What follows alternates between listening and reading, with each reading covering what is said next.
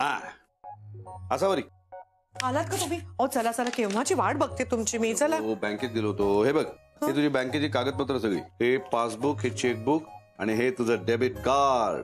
ते सगळं ठीक आहे, पण ते कार्ड कशाला? तुम्हाला आठवतंय ना, गेल्या वेळेला तुम्ही मला कार्ड दिलं होतं तर केवढा घोळ झाला होता. नवीन गोष्टी वापरताना गोंधळ होतोच थोडासा, म्हणून काय त्या गोष्टी वापरायच्याच नाहीत का? हो, पण मला काय म्हणायचं, एवढी गरज आहे का त्याची? मला लागेल तेव्हा बँकेतनं पैसे काढून आणेन मी. रात्री अपरात्री तुला जर पैसे लागले तर काय करशील? मग आपण थोडेसे पैसे आणून घरात ठेवून देऊया. का असं कसं? नवीन तंत्र आपल्याला आलं पाहिजे, आपण ते शिकलं पाहिजे ना, आपण बाहेर फेकले जातो. खरंय हो तुमचं म्हणणं, पण ना या वयात आता नवीन काही शिकायचं म्हणजे नको वाटतं मला. आणि तसंही त्या वाचून काही अडणार नाहीये ना. अडचणींची वाट बघत बसायची का? आपल्याला जर पाण्यात पडण्याआधी पोहता येत असेल तर पाण्याची भीती वाटत नाही ना. आणि काळाप्रमाणे बदलता आलं पाहिजे, आणि तुझ्यासारख्या बिझनेस वुमनला तर बदललंच पाहिजे. तुम्ही थट्टा करताय ना माझी? थट्टा नाही करत आहे. यशस्वी व्हायचं असेल तर नवीन तंत्रज्ञानाशी मिळतं जुळतं घेतलंच पाहिजे. बरं, घेईन मी. अरे आपल्या सोयीसाठी आहेत या गोष्टी. ए बघ, आपला बिझनेस आहे, आपल्याला कधीही कितीही पैसे लागू शकतात. बरं ठीक आहे, पण ते कार्ड कसं वापरायचं, एटीएम मधनं पैसे कसे काढायचे, सगळं तुम्ही मला नीट शिकवाल ना? हे काय विचारणं झालं? बरं चला मग, चला. शुभ्रा, शुभ्रा जरा 1 मिनिट इकडे आहे ना. काय रे, हे काय काढून बसलाय सगळं? अगं मी जॉब करत असताना कंपनीने बँक अकाउंट उघडून दिलं होतं ना माझं. हो माहितीये. त्याचं पासबुक नाही मिळत आहे. आता तुला ते कशाला हवंय? मी काय 4-5 पासबुक आहेत तुझ्याकडे. अगं नाही, मला तेच हवंय. तू प्लीज शोधायला मदत कर ना. तुझ्या पण डोक्यात कधी काय येईल ना.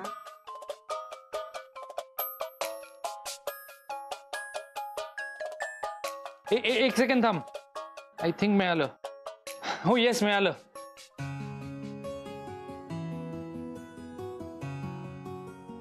यार यात फक्त 150 रुपये आहेत. मग नाही, मला आईचे 100 रुपये द्यायचे होते, पण ठीक आहे, मी यातनच देईन. अरे एवढे बाकीचे अकाउंट्स आहेत की आपल्याकडे, त्यातला देऊन टाक. नाही नको, मला स्वकमाईतून द्यायचे आहेत.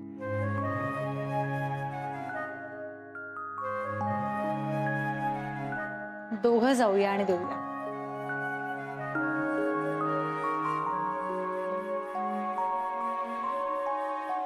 अहो, हे जे एटीएम कार्ड आहे ना, त्यांनी आपल्याच बँकेच्या एटीएम मधनं पैसे काढता येतात का?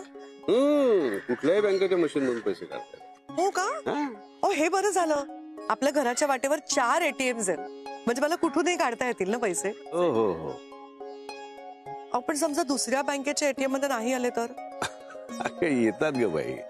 आपल्या अकाउंटलाच पैसे नसतील, म्हणजे बँकेत पैसे नसतील, किंवा मशीन मध्ये पैसे नसतील तर पैसे येत नाही, किंवा मशीन खराब असेल तर पैसे येत नाहीत. मग दुसऱ्या बँकेच्या एटीएम मधून पैसे काढायचे.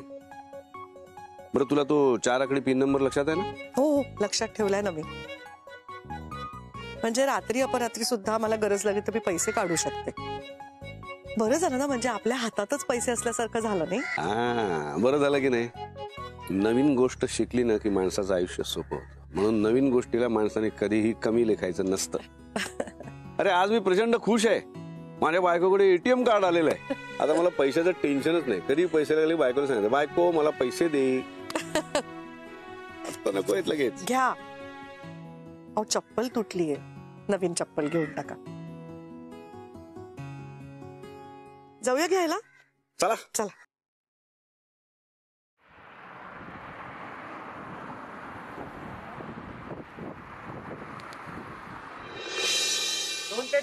दोन प्लेट थालीपीठ जिलेबी. पोहे पोहे.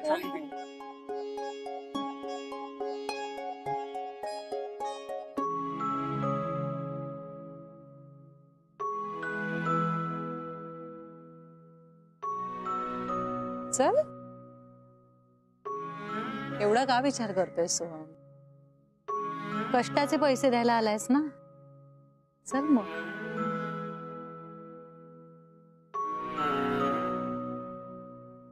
नंतर लिंबू दे. हो. ओके.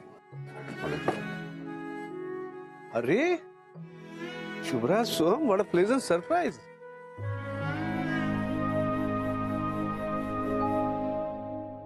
तुमचे राहिलेले पैसे द्यायला आलो होतो.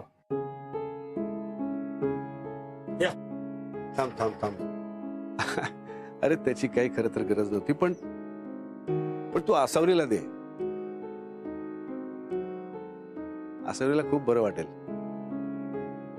आसावरी, आसावरी, काय झालं? हे बघ.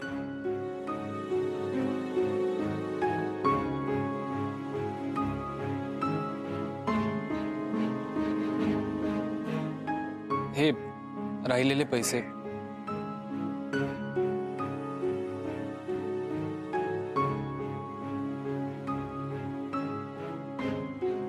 मंगेश, हा हे कालच्या उधारीचे 100 रुपये परत आलेत, हिशोबात लिहून ठेव.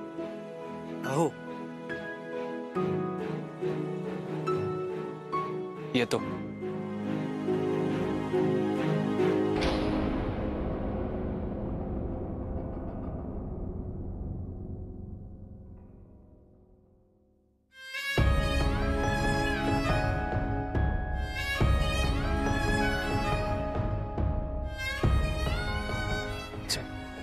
अरे थांबा ना दोघं. पहिल्यांदा दोघं एकत्र अन्नपूर्णात येत आहे. काहीतरी तोंड गोड करून जा. मंग्या, काहीतरी गोड घे. नाही नको, काही नको.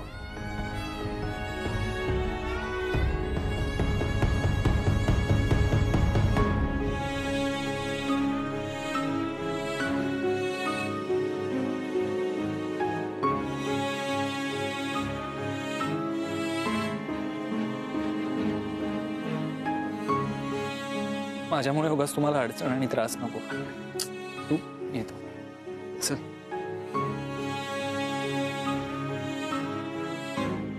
माझी सुद्धा अशीच अवस्था झाली. काय खरं काय खोटं काहीच कळत नाहीये. इतके दिवस सोहमशी खोटं बोलून इकडे येते, तुम्हाला भेटते, तुमच्याशी बोलते, हे लक्षात आलं ना त्याच्या. पण तरी काहीच नाही बोलला तो. रागवला नाही, तमाशे नाही केले. यामागे नक्की काय हेतू आहे त्याचा मला आत्ता माहित नाही, पण हा जो बदल दिसतोय त्याच्यात तो नक्की सुसही आहे. खूपच सुखद आहे. येते.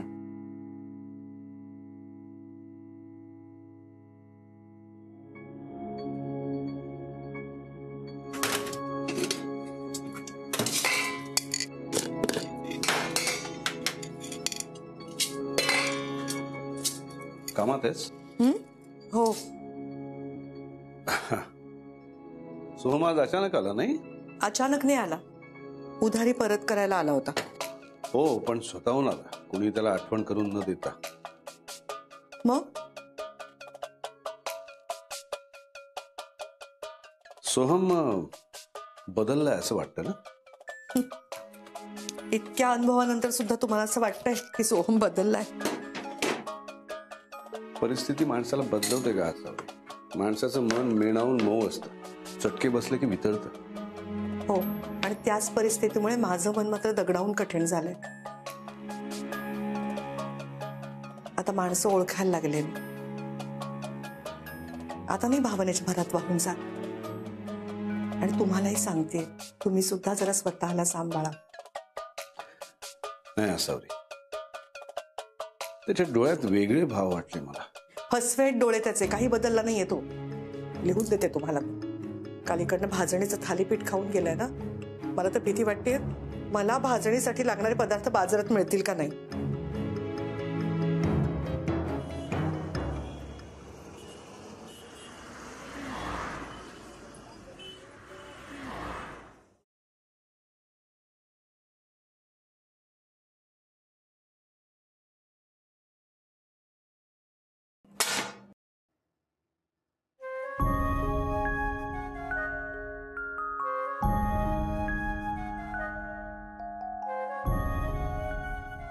हे सोहम, चल, इट्स ओके. असं काहीतरी होईल याची कल्पना होती ना थोडीफार तुला. चल, नको विचार करत बसू. सबीज किचनला जायचंय आपल्याला. चल.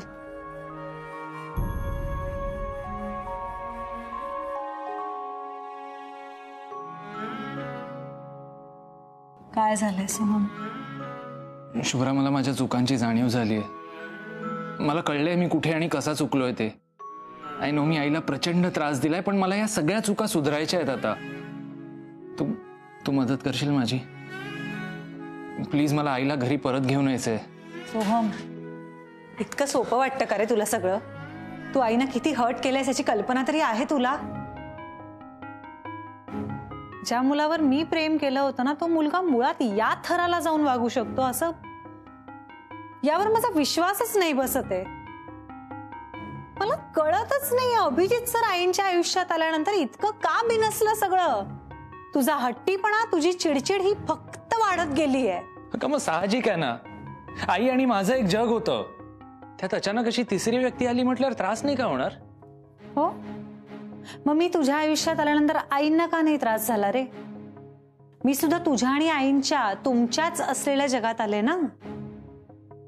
हा, पण तुझी गोष्ट वेगळी होती. कशी रे? म्हणजे तुला तुझ्या आयुष्यात जोडीदार हवाय, पण आईंच्या उतारवयात देवदयेने आज त्यांच्या आयुष्यात त्यांचं सुख दुःख शेअर करायला कोणीतरी येतंय, तर तिथे तू आडकाठी आणणार? सांग ना सोहम. बरं, मुलगा त्रास झाला, विरोध केला, समजू शकते, पण कुठल्या लेवलचा? हे बघ, सॉरी, आय नो मी चुकलोय, पण आता काय करू ते सांग ना. चुकलं असं म्हणून सगळ्याची परतफेड होते सोहम? काय करू? एक काम कर ना, असा लांब जाऊन उभा राहा आणि तिराहितासारखा स्वतःच्याच आयुष्याकडे बघ, म्हणजे तुला कळेल की तू किती एक्स्ट्रीम स्टेप्स घेतल्यास. बरं, ज्या माणसाचा तिरस्कार करतोस, डोळ्यासमोर उभं करत नाहीस ज्या माणसाला, त्याचा पैसा बरा खिशात घातलास रे स्वतःच्या, उपभोगही घेतोयस आणि त्या दोघांना रस्त्यावर आणून सोडलंस. बस झालं यार, शुभ्रा, मला आता आठवून पण त्रास होतोय. तुला आठवून त्रास होतोय? त्यांना भोगायला लावलंस तू हे सोहम सगळं. अरे, स्वतःच्या स्वार्थापायी सगळ्यांचा वापर केलास तू. आईंचं आणि सरांचं लग्न होऊ नये म्हणून तू कुठल्या खालच्या पातळीला जाऊन पोचला होतास माहितीये सोहम? अरे, पहिल्यांदा त्यांच्या आयुष्यात 4 आनंदाचे क्षण आले. सरांच्या रूपाने त्यांच्या आयुष्यात इतका चांगला जोडीदार येत होता, पण तुला तेही बघवत नव्हतं. त्यांचं लग्न, त्यांचा आनंद सगळं हिरावून घ्यायला निघालास तू. बरं, या सगळ्यानंतर लग्न झालं, तुला सगळ्यांनी समजावलं, सांगितलं, मुळात ते दोघं या निर्णयाने आनंदात आहेत हे तरी समजून ज्या आईचं प्रेम म्हणतोस ना, तिच्याकडे बघून तरी तू शांत व्हायला हवं होतंस, पण नाही. त्यांच्या लग्नानंतरही तू त्यांना त्रास द्यायचेच प्रयत्न करत राहिलास. आई जेव्हा या घरात राहत होती ना, तेव्हा विचारलं नाहीस रे तिला ती किती एकटी आहे, तिच्याशी बोलायला कुणी आहे का म्हणून 2 मिनिटं बसला नाहीस तिच्याशी गप्पा मारायला. पण ती त्या घरात आनंदात आहे ना. मग नाही, आई तू ये परत इकडे, अशी कशी आनंदात राहू शकतेस? तू या घरात ये परत आणि पुन्हा एकटी राहा. माझ्या बरोबर अस किंवा नको असूस, पण तू तिथून बाजूला हो, म्हणून तू आईला परत आणलंस. अरे, आईंच्या वयात ना सोहम, अभिजित सरांसारखा जोडीदार मिळायला भाग्य लागतं. आणि आईंच्या पुण्याईमुळे आईंच्या आयुष्यात सरांसारखा माणूस आला, जो त्यांच्यावर नितांत निस्वार्थी प्रेम करतो. त्यांच्यावरच नाही, त्यांच्या अख्ख्या कुटुंबावर त्या माणसाने आजपर्यंत प्रेम केलं. त्यांनी तुझ्यावर प्रेम केलं. पण एक मिनिट हा, त्यांनी तुझ्या वडिलांची जागा घ्यायचा प्रयत्न कधीच केला नाही. त्या जागेचा त्यांनी आदरच ठेवला होता. ते तुझ्या आयुष्यात फक्त एक चांगला मित्र यावा यासाठी झटत होते रे. त्यांना तुझा मित्र बनायचं होतं, पण तू तेही नाही समजून घेऊ शकलास. तू त्यांचं प्रेम समजून घेतलं नाहीस. तू फक्त सगळ्यांना गृहीत धरत आलास सोहम. अरे, वाटलं होतं की आपलं ना एक छान कुटुंब असं पूर्ण होईल, आपण सगळे आनंदात जगू, पण नाही, तू यातलं काहीच नाही होऊ दिलंस. आणि अरे, आज काय केलंयस? काय अवस्था करून ठेवलीस त्या दोघांची. ज्या वयात त्यांनी सुखाचे क्षण बघावे, त्यांनी आराम करावा आणि मुलांचं वैभव पाहावं, त्या वयात ते दोघं कष्ट करतायत रे सोहम तुझ्यामुळे. पण तुला काय सांगते मी, तू इथे त्याचा उपभोग घेतोयस ना त्यांच्या प्रॉपर्टीचा. आणि तू काय एवढा विचार करणार? तू त्यांना घरात ना हाकललंस तेव्हा ते कुठे जातील, काय करतील, कुठे राहतील, काय खातील याचा विचार केलास का रे? फक्त आणि फक्त स्वार्थी विचार करायचा, फक्त स्वतःपुरती विचार करायचा. या पलीकडे काहीतरी करू शकतोस तू आयुष्यात? सांग ना, हे इतकं सगळं करून ठेवल्यावर तुझ्यावर कसा आणि कोणी विश्वास ठेवायचा? फक्त तुझ्या शब्दांवर? का म्हणून आईंनी त्यांचं अभिजित सरांबरोबरचं आयुष्य सोडून तुझ्याकडे परत यावं? मी आईशी असं वागायला नको होतं. तू कोणाशीच असं वागायला नको होतंस सोहम. तू आईंशी चुकीचा वागला आहेस ह्याची निदान जाणीव तरी झाली आहे रे तुला. पण माझं काय सोहम? तुझ्यावर विश्वास ठेवून माझं माहेर सोडून मी या घरात आले. तू आयुष्यभर माझ्या बरोबर असशील, मला सांभाळशील या विचाराने, पण तू माझा विचार केलास का रे? तू फक्त गृहीत धरलंस मला सोहम. मला भावना आहेत, मला वाईट वाटतं, मी हर्ट होते याचा विचार केलास तू सोहम? बरं हल्ली तर काय नवीनच सुरू झालंय. मी कोणाशी बोलायचं कुणाशी नाही बोलायचं, मी काय कपडे घालायचे हेही सगळं तूच ठरवायला लागलायस.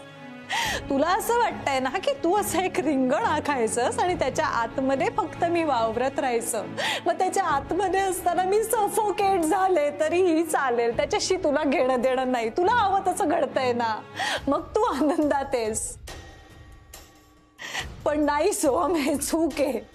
मी हे जे सगळं करते ना, या सगळ्याला माझी कमजोरी वगैरे नको समजूस. I am an independent woman. मी स्वतःचा जॉब करते, मी सेल्फ सफिशियंट आहे. माझ्या फॅमिलीने पण कित्येक वेळा मला सुचवायचा प्रयत्न केलाय की अरे ज्या माणसाला कोणाच्याच भावनांची किंमत नाहीये त्या माणसाच्या आयुष्यात तू काय आहेस? तू सांग मला एक साधं सोपं कारण दे की मी या सगळ्यानंतर, या सगळ्या परिस्थितीनंतर तुझ्या आयुष्यात का असावं सोहम? माहितीये, कारण माझा ना त्या मुलावर विश्वास आहे ज्याच्यावर मी प्रेम केलं होतं.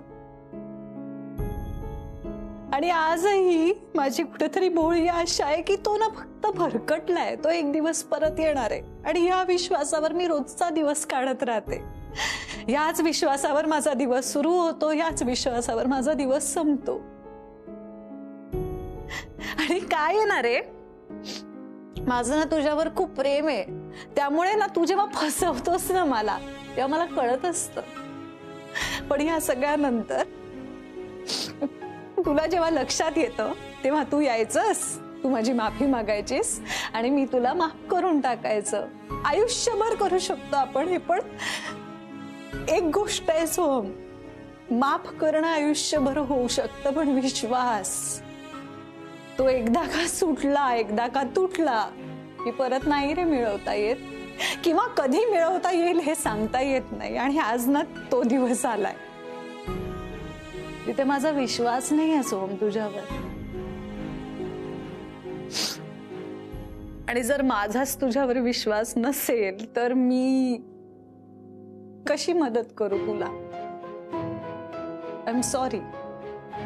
आईंना या घरात परत आणण्यासाठी मी नाही मदत करू शकत तुला. I am really sorry. Shubhra, मला कळतंय तू माझ्यावर किती आणि का रागवली असते. हे बघ, मी तुझा सगळा राग घालवीन आणि तुझा विश्वास परत मिळवीन.